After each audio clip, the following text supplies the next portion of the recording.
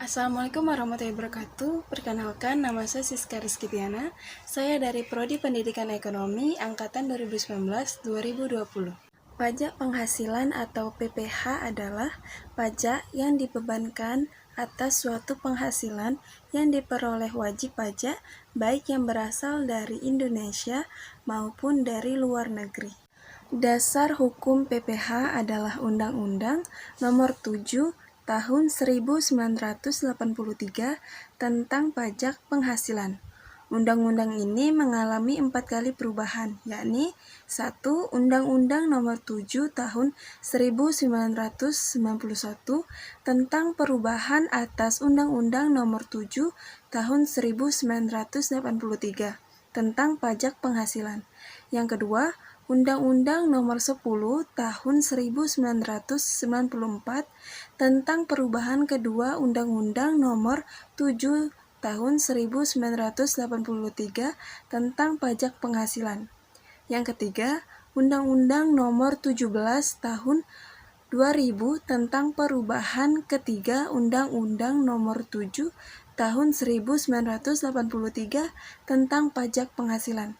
Yang keempat, Undang-Undang Nomor 36 Tahun 2008 tentang perubahan keempat Undang-Undang Nomor 7 Tahun 1983 tentang pajak penghasilan.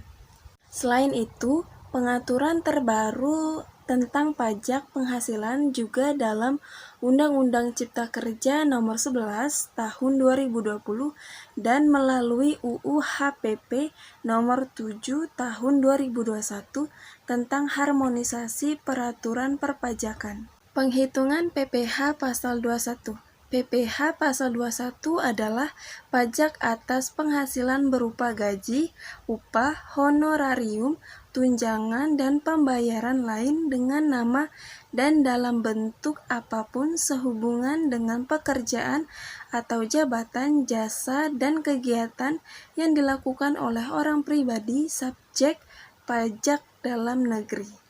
Wajib pajak PPH Pasal 21 atau penerima penghasilan yang dipotong PPH Pasal 21 dan atau PPH Pasal 26 berdasarkan Pasal 3 Peraturan Direktur Jenderal Pajak per 32/PJ/2015 adalah orang pribadi yang merupakan 1. Pegawai, yang kedua pensiun, penerima pesangon, yang ketiga bukan pegawai atau penasihat, pengajar, pelatih, penceramah, penyuluh, dan moderator, pengarang, peneliti, dan penerjemah.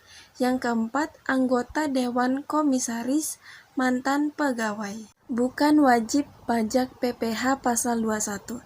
Yang pertama, pejabat perwakilan diplomatik dan konsulat atau pejabat lain dari negara asing, dan orang-orang yang diperbantukan kepada mereka yang bekerja pada dan bertempat tinggal bersama mereka, dengan syarat bukan warga negara Indonesia dan di Indonesia tidak menerima atau memperoleh penghasilan lain di luar jabatan atau pekerjaannya tersebut, serta negara yang bersangkutan memberikan perlakuan timbal balik. Yang kedua, pejabat perwakilan organisasi internasional yang telah ditetapkan oleh Menteri Keuangan dengan syarat bukan 22 pajak penghasilan warga negara Indonesia dan tidak menjalankan usaha atau kegiatan atau pekerjaan lain untuk memperoleh penghasilan dari Indonesia. Penghasilan yang dikecualikan dari objek pajak sebagaimana diatur dalam Pasal 4 Ayat 3 UU PPH berikut ini adalah yang dikecualikan dari objek pajak. Pertama, bantuan atau sumbangan. Yang kedua, harta hibahan. Ketiga, warisan. Yang keempat, harta termasuk setoran tunai. 5. Penggantian atau imbalan. 6. Pembayaran dari perusahaan asuransi. 7. Dividen atau bagian laba. 8. Iuran. 9. Penghasilan dari modal. 10. Bagian laba.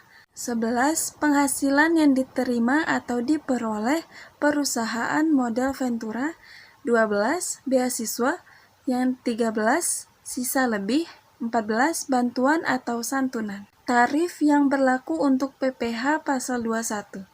Perhitungan berapa besarnya pajak berdasarkan dengan ketentuan pasal 21 ini dibedakan menjadi dua, yaitu bagi yang memiliki NPWP dan bagi yang tidak memiliki NPWP.